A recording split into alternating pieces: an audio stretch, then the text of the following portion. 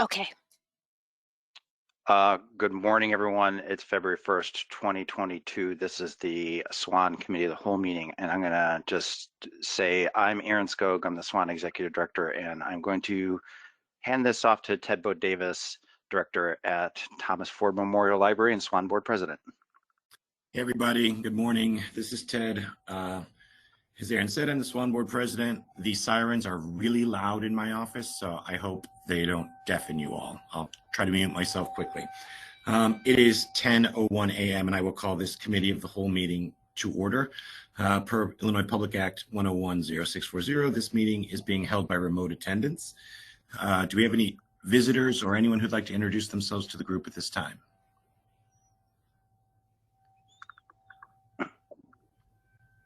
Okay, doesn't sound like it. I'm going to pass it back to Aaron to walk us through the budget. Thanks.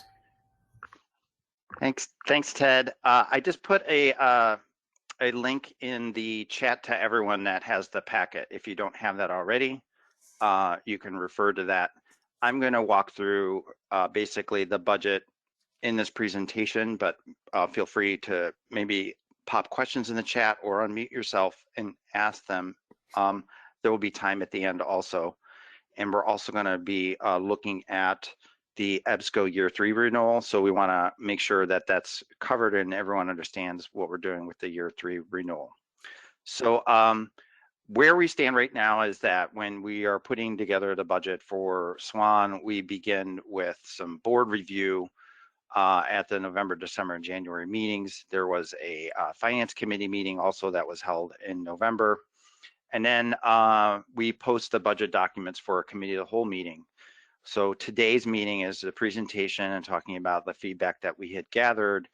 And then the SWAN board meeting will be on the 18th. So any feedback you have for the SWAN board after this meeting or during the meeting is welcome feedback. And then we will bring the final budget forward for approval in March 3rd, and that will be using the live voting platform. So we'll be looking at a virtual meeting. So let's move forward here. So I want to just sort of paint the picture as far as what 2022 is looking like for kind of SWAN priorities based on our strategic plan and our tactical plan. So for those of you that are new to SWAN, you will probably be hearing quite a bit over this next year, or you already have heard about Aspen Discovery. So Aspen is a pretty significant change for the library consortium. Your public interface for your library users is going to change or has already changed. So by the time we start July 1, we're really looking at that Aspen will be our primary catalog for SWAN.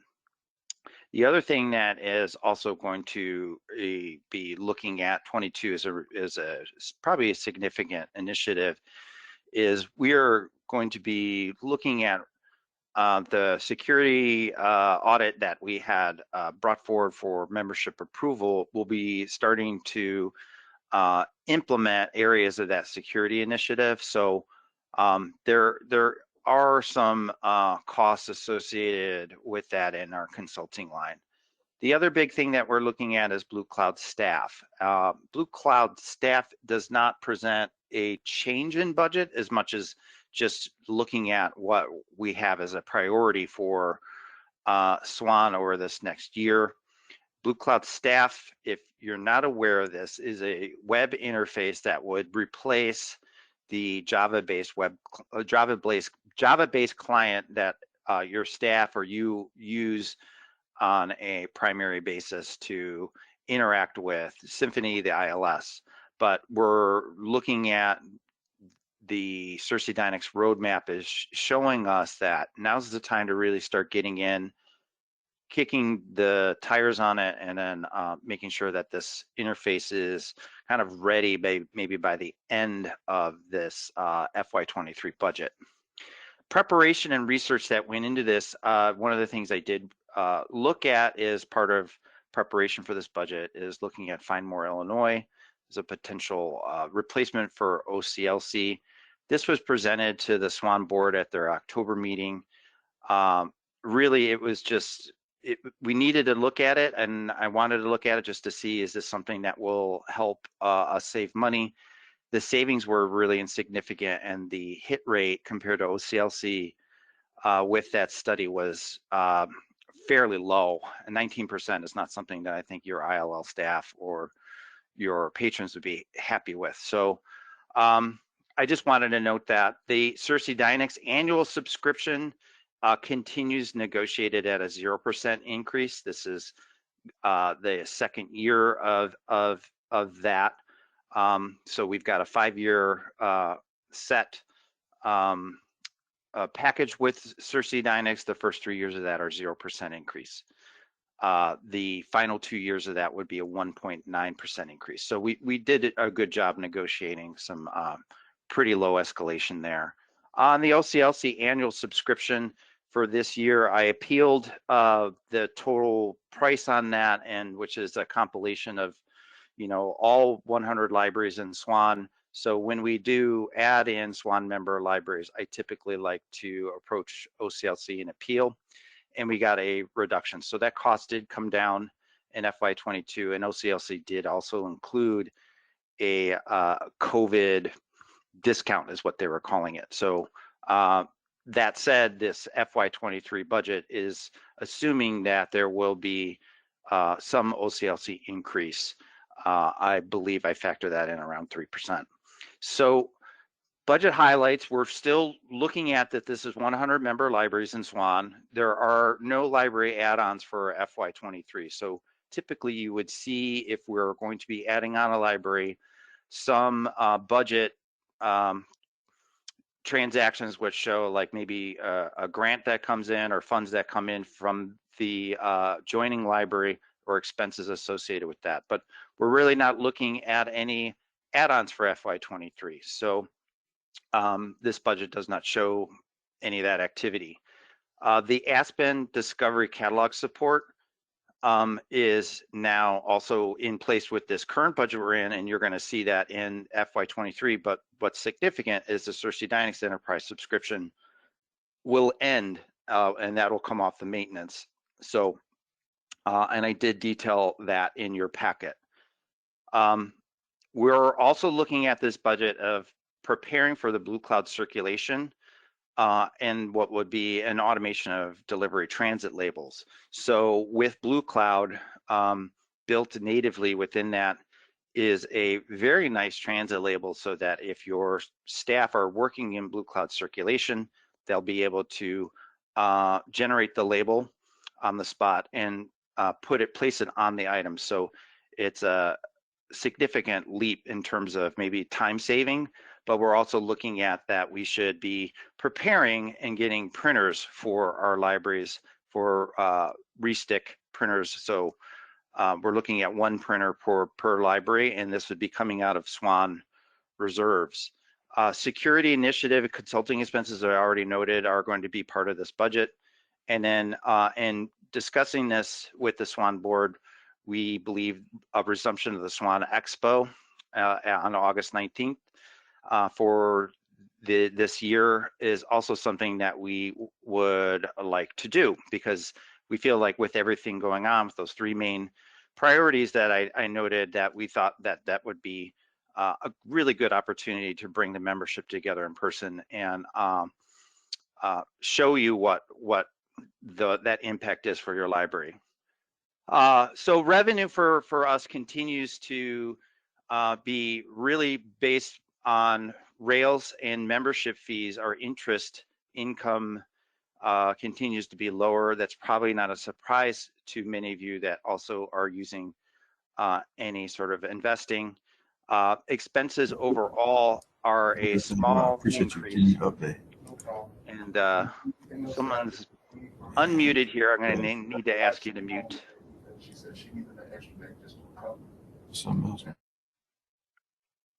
All right, I think that got caught.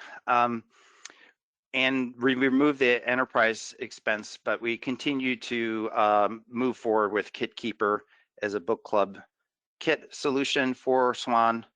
But overall, we've been looking at some of the reduced expenses for our operations due to the pandemic. So let's move on. Here is the breakdown of what it looks like from the Aspen and Cersei Dynex expenses. So currently we are paying Aspen support with Biowater Solutions, but the Aspen hosting server expense, as we have really ramped up our rollout of Aspen as a solution for all 100 member libraries. This means our hosting costs increase for FY23. So really what we're looking at right now is the fact that Aspen is really going to step up, take over, and then the enterprise solution in this budget will end April 30th. And Cersei Dynex is aware of this, so it's not going to be a surprise to them when I ask them to take it off the maintenance bill. Your approval of this budget will essentially end that subscription with Cersei Dynex, so it won't continue as our solution. As I noted, the restick printer purchase is something that we are, I brought forward to the board, and they agreed this is something that we should be investing in. This generates the transit delivery label. We're looking at $34,000 in reserve to purchase these with one printer per library. This does also include some the ability to get more than a single printer that SWAN provides.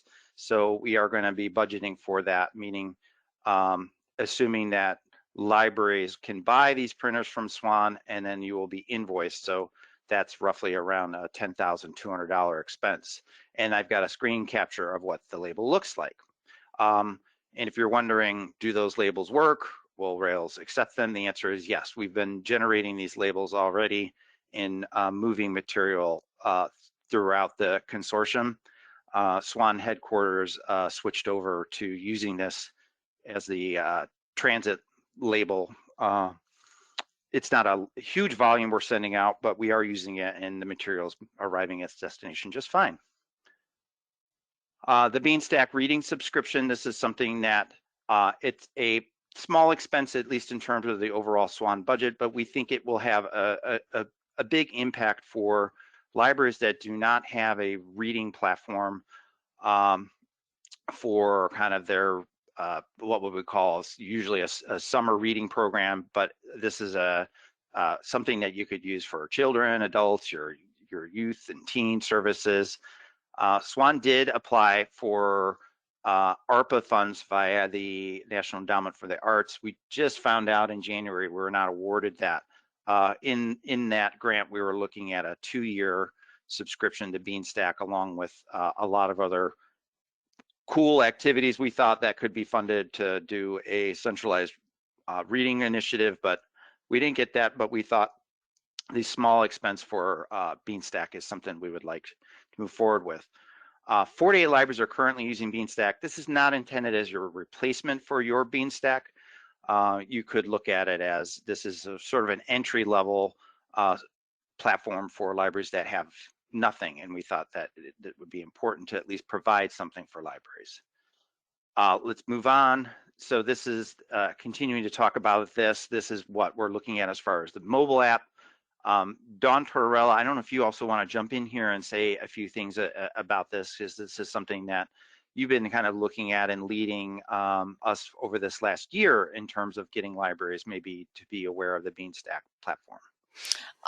Just that, we think we can provide a little bit more support at SWAN headquarters for help with graphics we can all share, reading programs that we set up, and sharing that expertise. So kind of building on a user group, much like we have our other book club users, ILL users, circulation users. We think there's a need for kind of sharing our expertise, especially knowing that 48 of our libraries are extensively using this platform.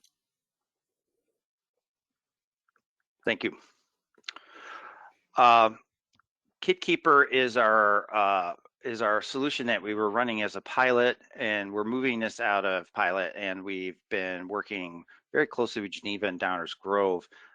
They have kits that they are now sharing with all SWAN member libraries.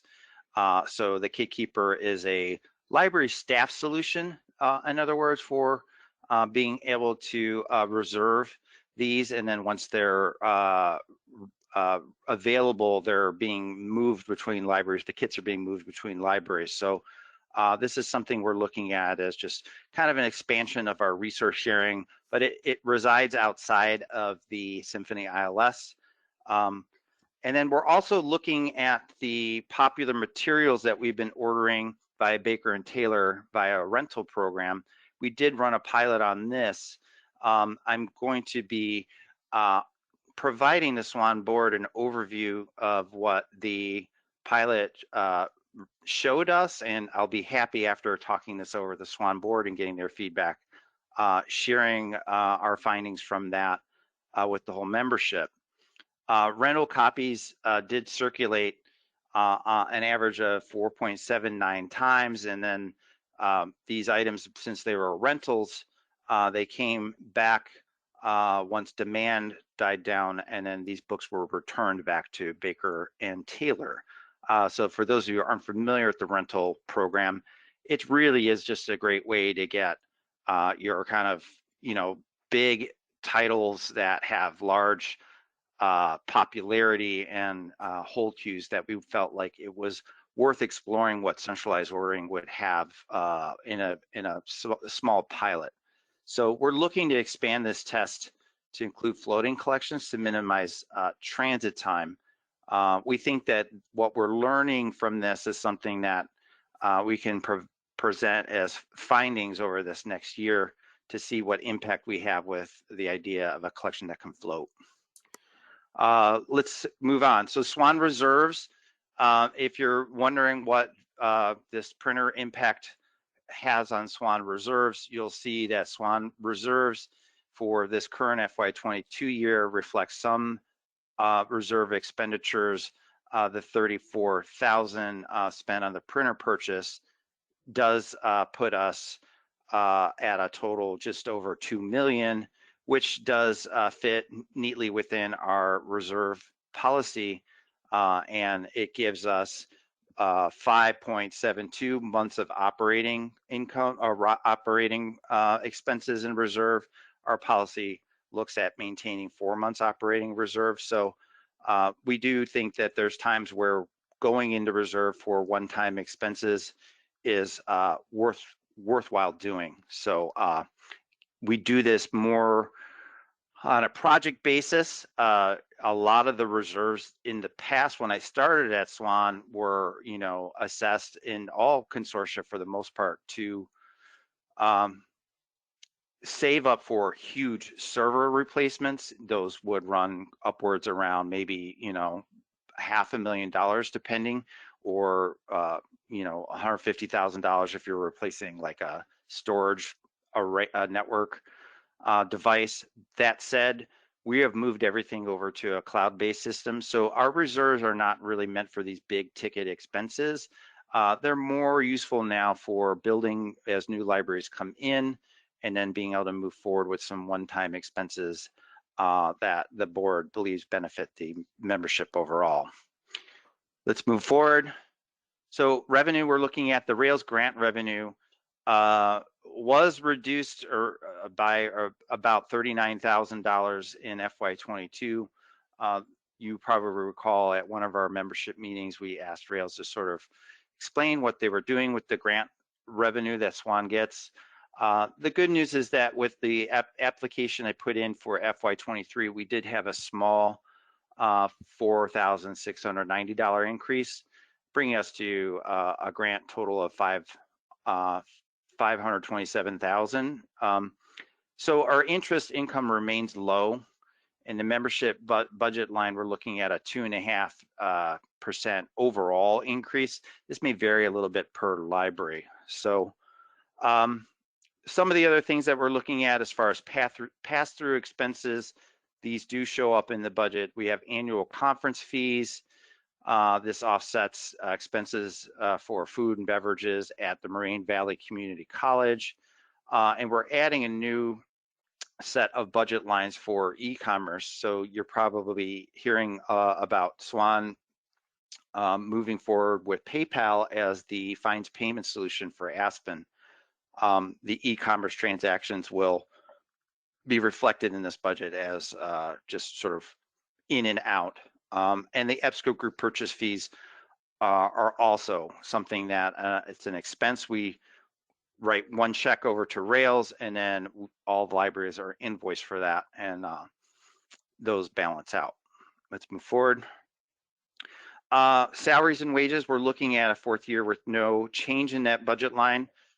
We've been working within that budget without really any increases for 4 years now, because we are looking at positions as they open up. We can decide whether or not to continue those, or if we have some retirements, we look at that as far as is this a position that we want to continue as a full-time or move to a part-time, or we've taken steps to just eliminate a position we did not think was no longer needed for the organization. We do have one new position that was planned as a web developer. That has been on hold, but I do think that this is likely the year that we're going to be moving forward with adding on potentially a position. But we're always looking at what we have as far as our salaries and wages in the positions that we have.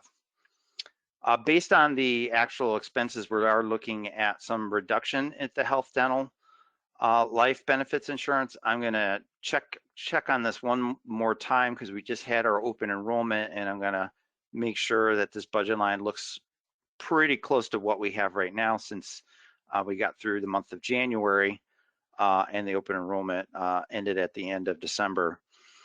We did see, as SWAN is using Limerick, and for those of you that use Limerick, that there was a change from Blue Cross Blue Shield to Aetna January 1, 2021.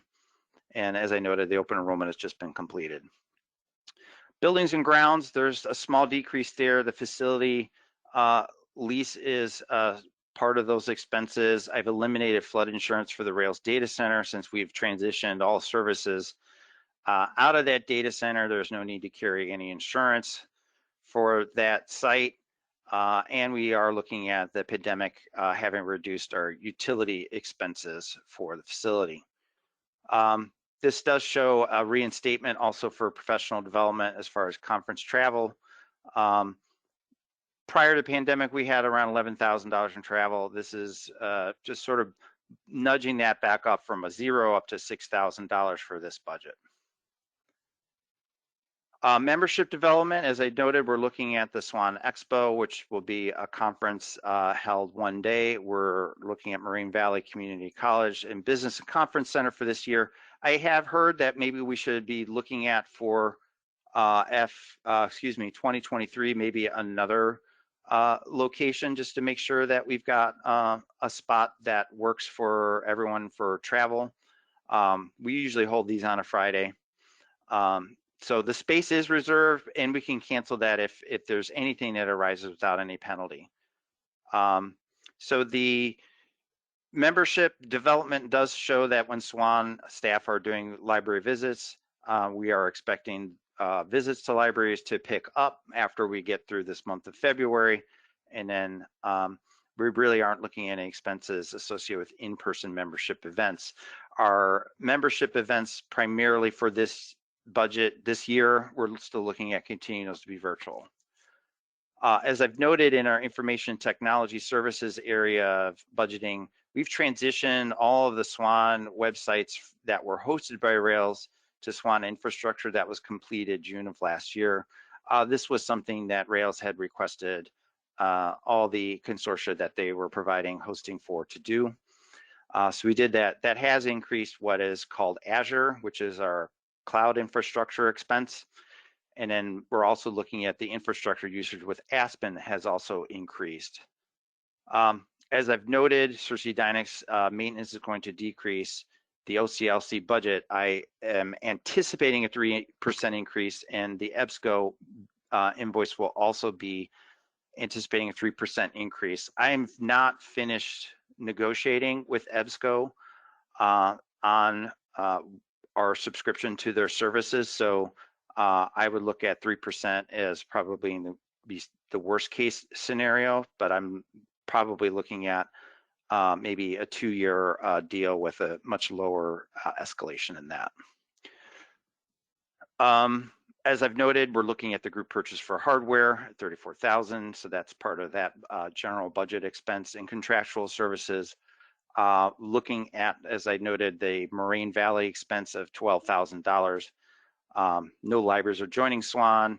And we've also seen an increase for some of the unique management services for the phone notification, since we ended that in the Rails data center and removed that hardware that was there. We moved over to a contracted service with unique management, which replaced the Cersei Dynamics voice automation. That said, we are looking at our expenses with unique very closely. So those have not really driven up our contractual services with unique that much at this point. Library materials and content, we got the Baker and Taylor expense for the book rental pilot, as I've noted. That continues that. Looking at the EBSCO renewal package, Robin Hofstetter is going to get into the detail of that after I'm through here. Looking at this 3% increase, we've added on to 3 new libraries that joined SWAN. So they will be in our full year of this renewal with EBSCO. And as I've noted, we're adding this budget line for e-commerce transactions. Interest and fees, we're looking at just some fees that we are associated with our banking and merchant account, ProPay fees. That remains flat, and we do see some merchant account fees for credit card processing, typically with our annual conference. Just to recap, just for everyone, we do use separate formulas for the academic school, special and public libraries in SWAN. So just to highlight the public library formula, because that is something that most of you are probably needing just a quick reminder on. This is based on county tax data. This is data that I request from 4 counties. The bond payments are self-reported, so those are tracked out for the duration of whatever your debt service obligation is for, and then I deduct that from your total tax data. If you've renegotiated your debt, this is usually the time that I say, let me know. A few of you have reached out to me just to confirm that I have the numbers right. I have included that in the packets in case you want to double check that I have the right amount of your schedule. And as I noted, that the funding from the state via the Rails LSAP is applied as a reduction to membership fees. So when Rails reduced that grant funding, it did impact the amount of your deduction.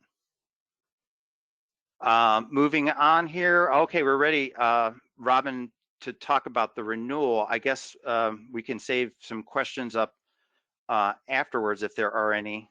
Robin, are you there? I'm here. Hi, it's Robin Hofstetter. Take it away, Robin. Thanks, Aaron. So Aaron mentioned a little bit about our EBSCO database group purchase. Just a little bit of history on this in case you're a new director. We purchased Package B from Rails 2 years ago at a 50% discount as a group. That was all 95 libraries. And then last year, we allowed libraries to opt out of participating if they wished. So we have 84 libraries that participated last year, but that meant our discount went down to 45% instead of a 50% discount. So this year, our first action is based on the same 84 participating libraries. The pricing that's posted in your committee of the whole packet is there for your specific library. And so this year we are also going to allow libraries to opt out. If you opted out last year, you're already opted out this year. But if you were in last year and are not interested in the EBSCO purchase, we're going to ask you to opt out by going to the support site, help, request forms, and then the EBSCO database group purchase form to opt out. And we're going to ask you to do that by February 18th. So that's only just less than 3 weeks away. And what will happen then is we'll get a new price from Rails based on the number of libraries that are participating. So right now we anticipated a 3% increase, but like Aaron mentioned, that's really worst case scenario. We do anticipate a maybe a 2% increase rather than 3%, but we'll have to wait and see because Rails is doing the negotiation with EBSCO. So that's where we are now, and we'd like to hear from you if you want to opt out or have any questions about this year. And I'm noting here, as far as there's a form that you can go to from the SWAN support site. You just go to the support site and click on the help menu and look for request forms, and there's a form for opt-out of the EBSCO database group purchase if you decide to. I know just last year what is a few libraries opted out. What I would do is usually on the Monday of the week, I would send out what the updated pricing looks like for those libraries that opted out.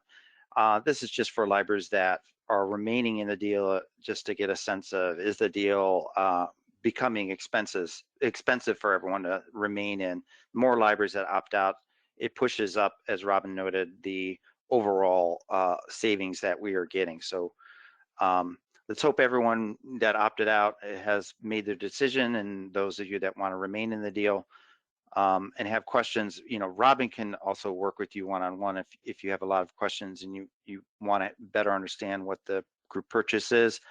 But this is just the outline of what we're looking to do for this year 3 renewal.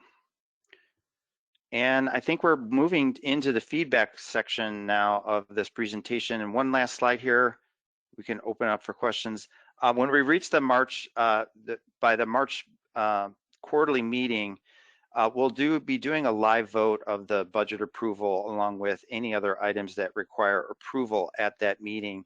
The live vote means you'll be at that meeting, you'll be sent an email with login information prior to that event, and then the ballot will open when the meeting starts so that you'll be able to use that login and vote on anything that is required at that meeting. I've just done a little snippet here of what it looks like. The email template that goes out will be an email message that will go to library directors.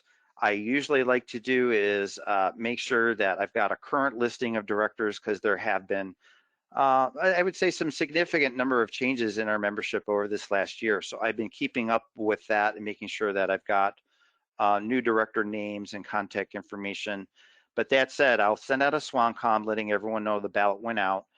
For those of you maybe that don't see it, feel free, you'll be able to reach out to me directly and I can add you in. Or if you're unable to be there at the March 3rd meeting, but you want to designate someone to be at that meeting and vote, that's perfectly fine as well. Some folks are looking at that their director is not going to be hired or in place, so they have a designee to vote at this meeting, and they've already reached out to me. That's it. I think if there's any other questions you have, feel free to put those in the chat. Ted, I don't know if there's anything you want to say at this point. No, not really, just that we're available for questions if anybody has them. Okay.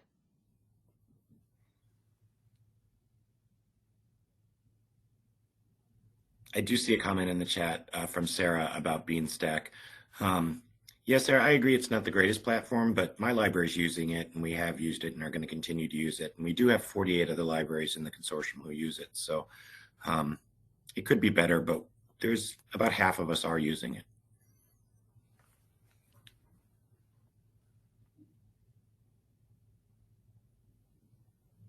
And Jennifer seconds that, Sarah's opinion.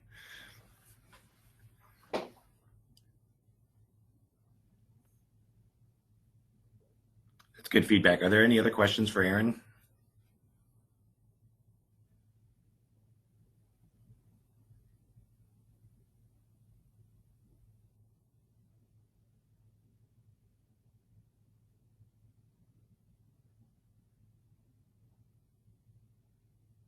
Yeah, Aaron, I don't know the answer to these questions. Oh, as far as if there's 48 libraries and 52 aren't using it, it's possible they may not be interested, or it just may be that they'll like being able to see this sort of entry-level version of Beanstack that SWAN's going to provide. We think it allows us to at least do some group activity where we can work with libraries that really have nothing but are interested in working together on a Beanstack platform. So we thought we'd give it a go. And no, we haven't signed that contract yet. I should mention we're also interested in doing some patron studies on reading platforms. So to get the patron research perspective, not just on the staff side, but what do the patrons feel about these reading platforms?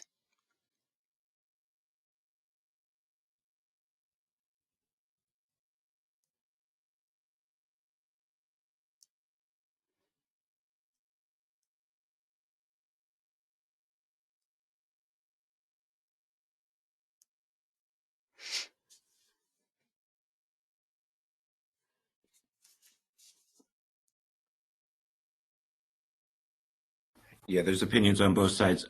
Jenna asked if their contract is expiring, can they use SWANs? I think if you're looking at the idea of it would be we'd be providing something that would be shared. So it would be looking at customizations that maybe you have for your library, but it would be a platform that you'd be working with SWAN and those other participating libraries with. So yes, it's an option, but just know that there'll be a few things about it that we'll need to detail for you. And it would not be library branded for your library. It'd be Correct. SWAN branded.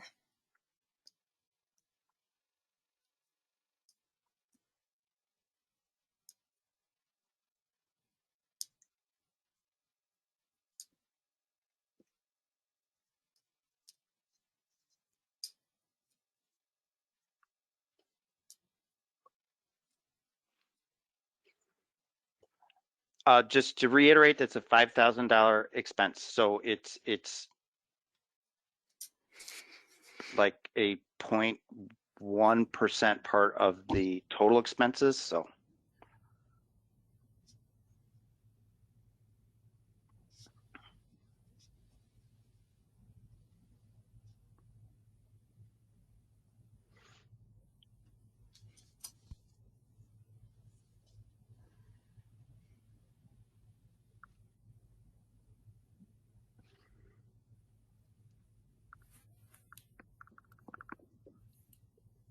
any other questions about the budget outside of Beanstack?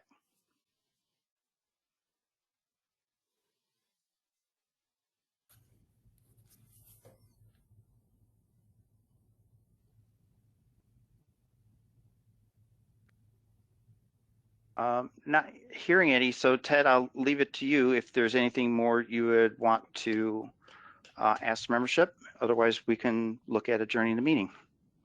All right, I do want to thank everybody for their feedback on everything, and we'll consider all of that.